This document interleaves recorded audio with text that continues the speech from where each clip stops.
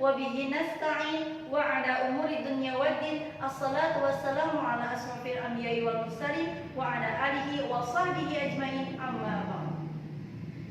Pertama-tama marilah kita panjatkan puji dan syukur kehadirat Allah Subhanahu wa taala, yang mana pada kesempatan kali ini kita masih bisa diberi kesehatan dan bisa berkumpul dalam keadaan sehat walafiat. Salawat dan salam semoga tetap tercurah limpahkan kepada junjungan kita, yakni Habibana wa Nabiyana Muhammad Sallallahu Alaihi Wasallam.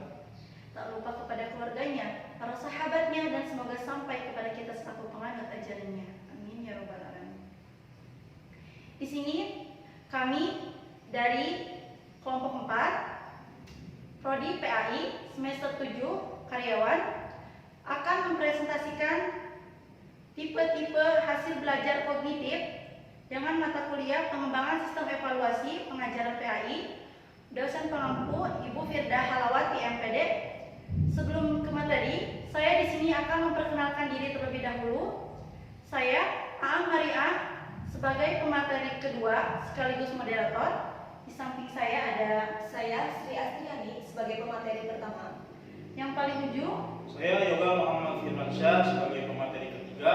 dan yang paling terakhir. Saya dari Ramdhani dari pemateri keempat. Atau tipe hasil belajar yang termasuk aspek kognitif ada dibagi menjadi 6 ya. Yang pertama ada pengetahuan hafalan, yang kedua pemahaman atau konferensi, yang ketiga penerapan aplikasi, yang keempat analisis, yang kelima sintetis, dan yang keenam evaluasi. Oke, kita bahas satu persatu ya dari keenam itu. Yang pertama, pengetahuan hafalan adalah tingkat kemampuan yang hanya meminta responden untuk mengenal atau mengetahui adanya konsep-konsep, fakta, atau istilah-istilah tanpa harus mengerti atau dapat menilai, dapat juga menggunakannya. Jadi maksudnya seperti ini. Seseorang yang dites biasanya hanya dituntut untuk menyebutkan kembali atau menghafalnya saja. Itu yang dimaksud dengan pengetahuan hafalan. Yang kedua, pemahaman atau konferensi adalah tingkat kemampuan yang mengharapkan seseorang yang dites mampu memahami arti atau konsep, situasi, serta fakta yang diketahui. Maksudnya seperti ini. Seseorang yang dites, dia tidak hanya hafal secara verbalistis, tetapi dia juga memahami konsep dari masalah atau fakta yang ditanyakan. Itu yang disebut dengan pemahaman atau konferensi.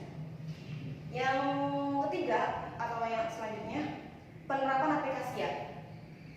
Maksudnya seperti ini. Seseorang yang dites dituntut kemampuannya untuk menerapkan atau menggunakan apa yang telah diketahuinya dalam situasi yang baru. Itu yang disebut dengan kemampuan berpikir dalam penerapan aplikasi. Yang keempat, tingkat kemampuan analisis adalah tingkat kemampuan seseorang yang dites untuk menganalisis atau menguraikan suatu integritas ke dalam komponen atau unsur pembentuknya. Jadi maksudnya seperti ini. Seseorang yang dites diharapkan dapat memahami dan sekaligus memilih menjadi bagian tertentu. Itu yang disebut dengan tingkat kemampuan analisis. Yang kelima, tipe belajar yang dalam kemampuan. Yang kelima, tipe belajar selanjutnya adalah kemampuan. Pengertiannya adalah penyatuan unsur atau bagian-bagian ke dalam suatu bentuk yang menyeluruh. Jadi maksudnya seperti ini. Kemampuan sintesis itu dituntut untuk dapat menemukan hubungan kausal atau urutan tertentu. Itu yang disebut dengan kemampuan sintesis. Yang keenam, tipe hasil belajar yang secara evaluasi. Jadi maksudnya seperti ini. Seseorang yang dites diminta untuk membuat suatu penilaian tentang suatu pernyataan, konsep, dan situasi. Mungkin itu saja materi pertama yang saya sampaikan. Untuk selanjutnya akan disampaikan oleh pemateri kedua, yaitu TAA. Maka langsung saja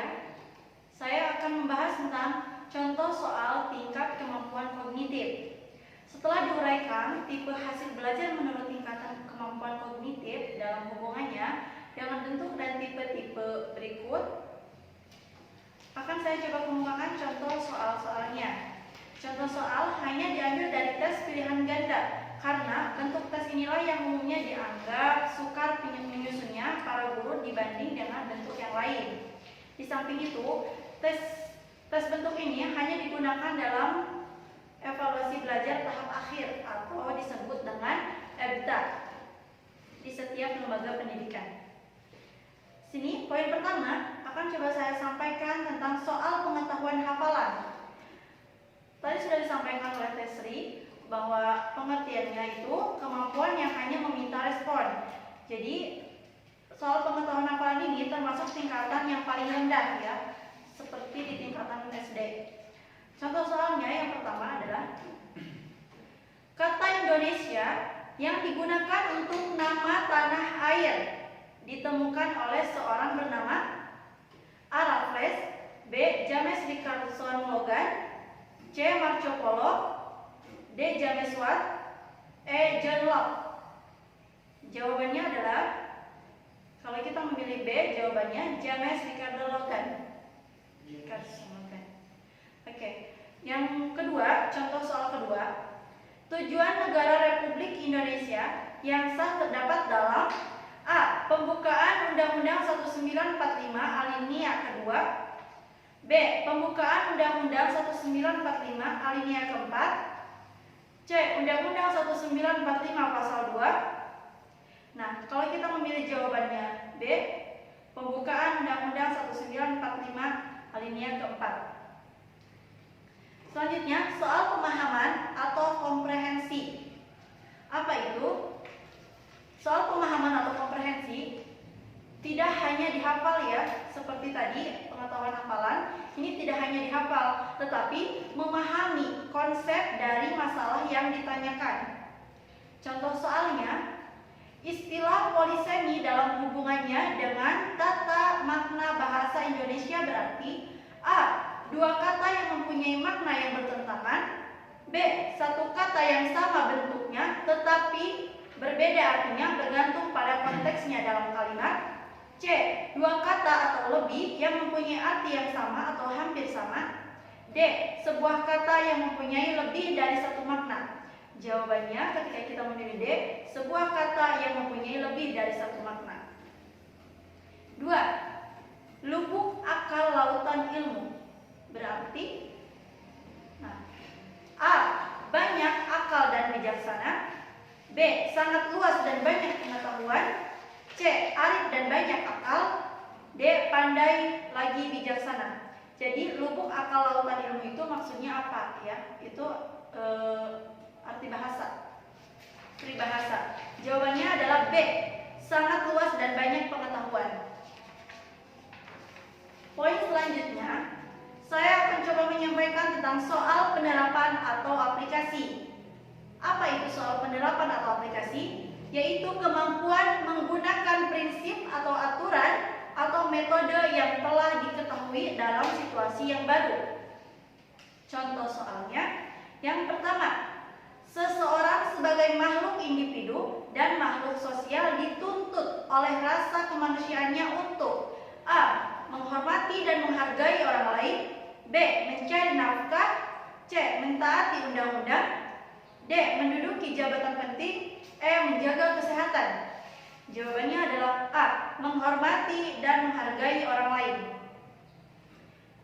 Contoh soal kedua, di antara 100 orang lulusan SMA, 55 orang meneruskan pelajaran ke perguruan tinggi dan 10 orang bekerja sambil kuliah. Yang bekerja semuanya 30 orang. Banyaknya yang menganggur, yaitu yang tidak bekerja dan yang tidak meneruskan ke perguruan tinggi adalah A. 35 orang, B. 25 orang, C. 20 orang, D. 15 orang, E. 5 orang. Jawabannya adalah E. 5 orang. Poin selanjutnya adalah soal analisis. Apa itu soal analisis? Yaitu kemampuan seseorang yang dites untuk menganalisis atau menguraikan suatu integritas ke dalam komponen. Ingat ya, menguraikan.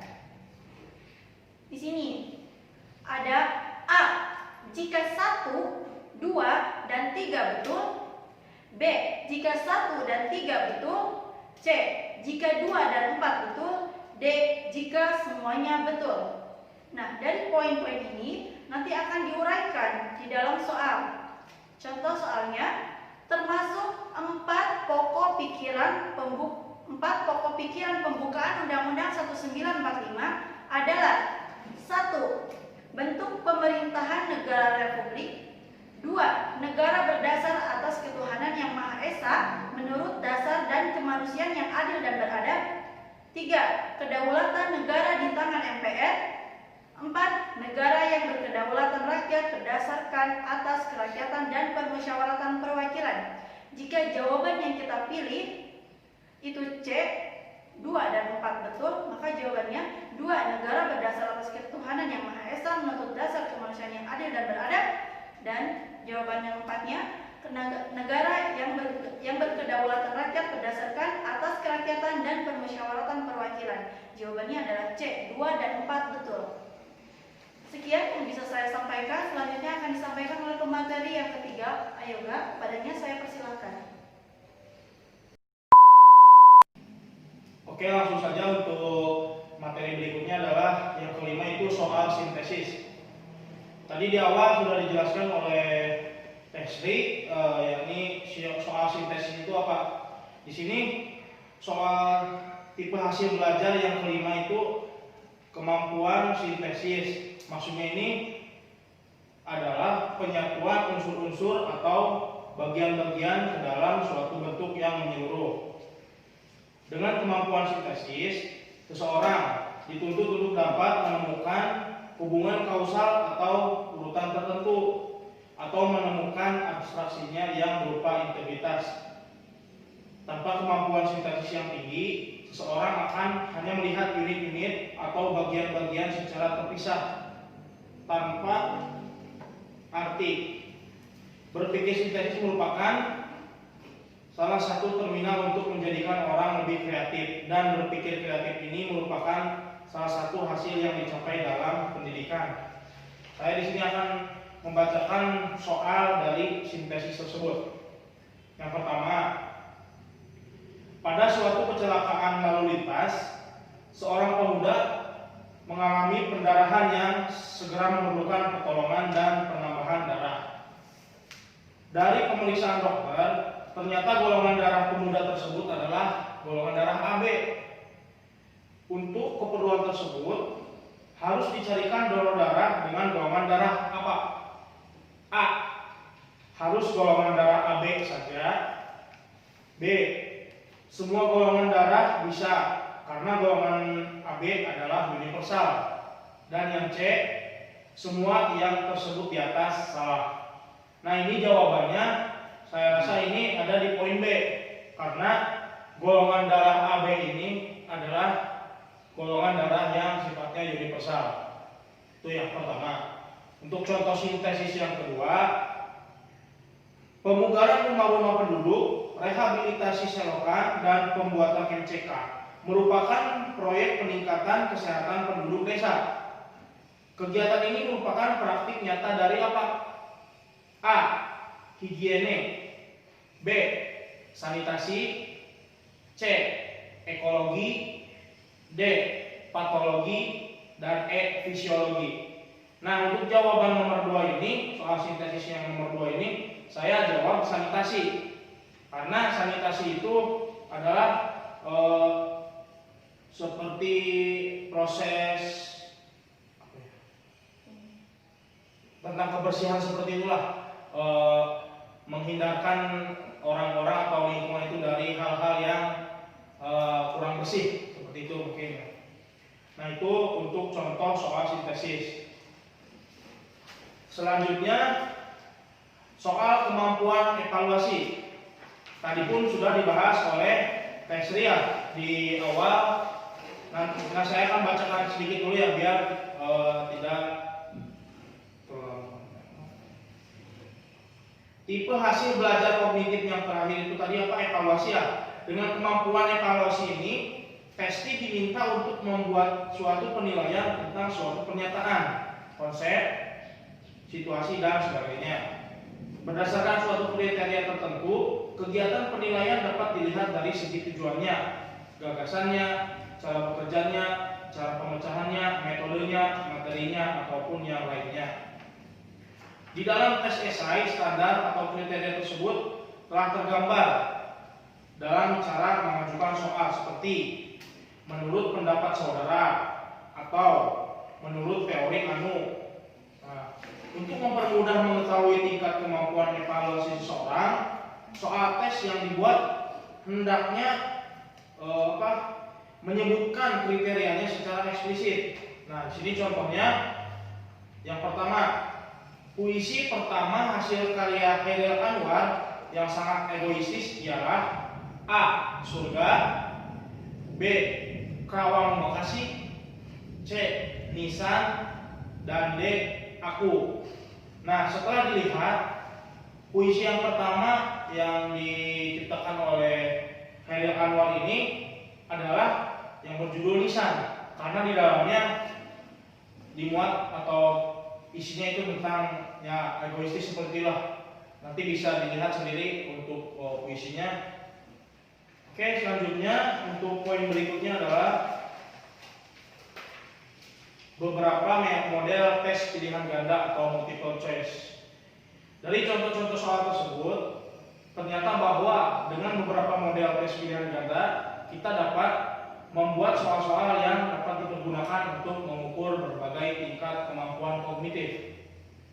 Untuk memberikan gambaran yang lebih jelas, berikut ini diberikan beberapa contoh model tes pilihan ganda yang sekarang sudah banyak dipakai dan dikembangkan untuk keperluan ujian-ujian sekolah, terutama ujian akhir semester dan ujian akhir sekolah, serta ujian masuk perguruan tinggi. Nah, di sini ada beberapa model yang akan diuraikan. Ada 5. Di antaranya yang pertama adalah melengkapi pilihan. Yang kedua, analisis hubungan antar hal. Yang ketiga, analisis khusus. Yang keempat, melengkapi berganda. Dan yang terakhir, pemakaian diagram. Oke, untuk poin yang pertama, yakni melengkapi pilihan. Maksudnya di sini adalah soal dalam bentuk ini terdiri atas kalimat pokok yang berupa pernyataan yang belum lengkap, diikuti oleh 4 atau 5 kemungkinan jawaban yang dapat melengkapi pernyataan tersebut. Responden atau testi diminta untuk memilih salah satu dari kelima kemungkinan jawaban yang tersedia.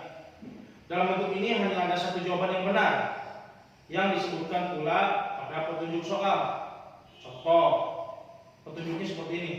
Pilihlah salah satu jawaban yang tepat pada soal di bawah ini dengan memberi tanda silang X ya pada huruf di lembar jawaban. Soal yang pertama, yang dimaksud dengan tema suatu karangan ialah titik 2. A. Latar belakang, B. Latar belakang, C. Tujuan pengarang, D. Isi cerita, E. Pokok pikiran. Nah, di sini ada 2 jawaban ya. Yang poin A dan B itu jawabannya sama, latar belakang. Tapi di sini disuruh dipilih hanya ada satu jawaban. Jadi jangan sampai jawaban itu double. Ya. Selanjutnya, dalam bentuk soal yang lainnya pula kita mengenal variasi lain, yaitu variasi bentuk tidak dan kedua variasi bentuk kecuali. Kedua bentuk ini memerlukan kemampuan diskriminatif dan yang dites. Contohnya, soal yang kedua ya. Hak yang tersebut di bawah ini tidak termasuk bab hak prerogatif presiden. A.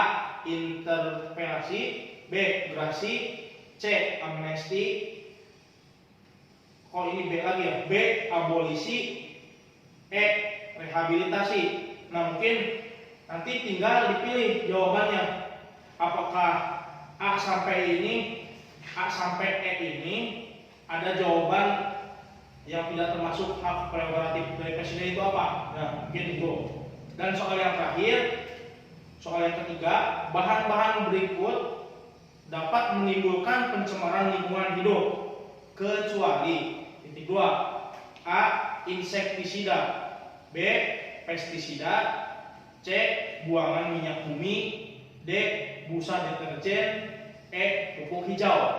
Nah, dari sini petunjuknya pun sudah jelas. Mana jawaban yang tidak berarti ya. Soalnya ini dipinta kecuali, berarti jawabannya salah nggak ya? Mungkin seperti itu. Kita bakal menemukan soal seperti ini dalam hal ulangan harian, ulangan akhir maupun tes masuk perguruan tinggi. Mungkin itu saja pembahasan dari saya. Untuk selanjutnya akan dipaparkan oleh rekan saya Dani Ramdhani. Kepadanya saya persilakan. Oke, langsung saja saya akan meneruskan apa yang tadi Ayoga sampaikan ya. Selanjutnya nomor 2, analisis hubungan antar kata. Dalam bentuk ini, soal terdiri atas satu kalimat pernyataan yang diikuti oleh satu kalimat alasan. Ditanyakan apakah pertanyaan itu benar dan apakah alasan itu benar. Ya. Apabila pernyataan dan alasan kedua-duanya benar, lalu dipikirkan apakah tidak disebabkan oleh alasan itu. Ya, dengan kata lain, apakah ada hubungan antara pernyataan dan alasan? Untuk lebih jelasnya, perhatikan contoh berikut ini. Ya.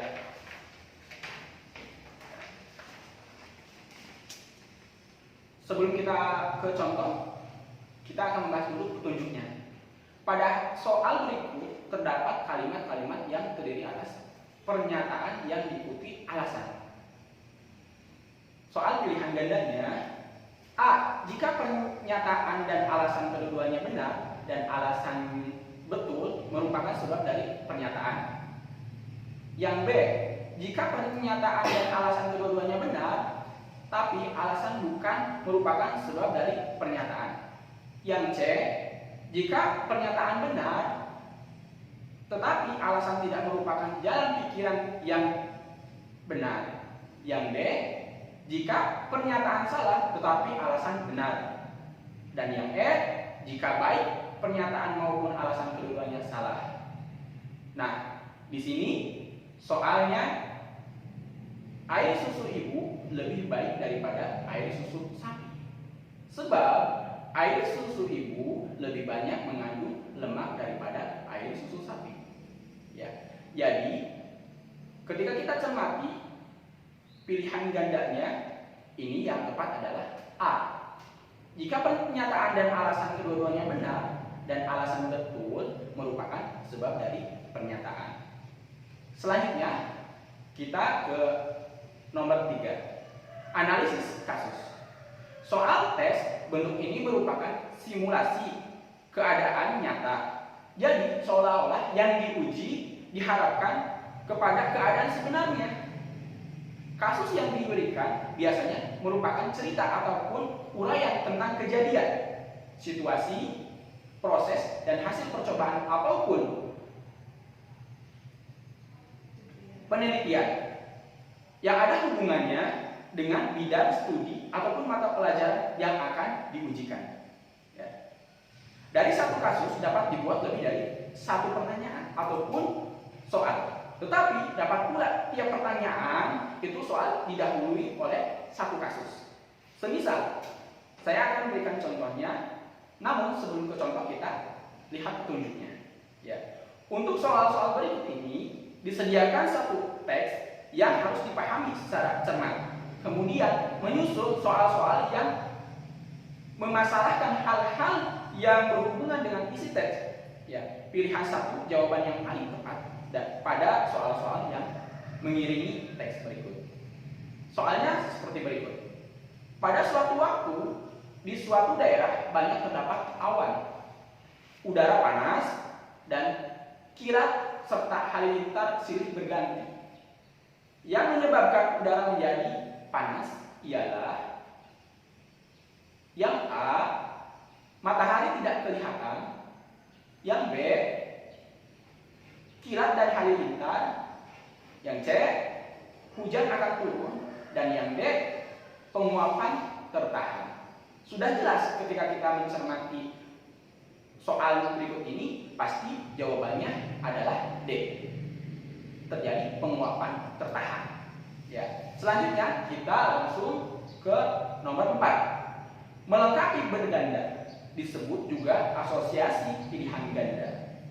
Pada hakikatnya, bentuk soal ini hampir sama dengan bentuk soal melengkapi pilihan, yaitu suatu pernyataan yang tidak lengkap yang diikuti dengan beberapa kemungkinan. Ya. Perbedaannya ialah pada bentuk melengkapi berganda. Ini kemungkinan yang benar 1, 2, 3, ataupun 4. Semisal contohnya, tapi sebelum ke contoh kita petunjuknya dulu. Ya. Di bawah ini terdapat soal-soal yang mempunyai kejadian yang timbul bersama.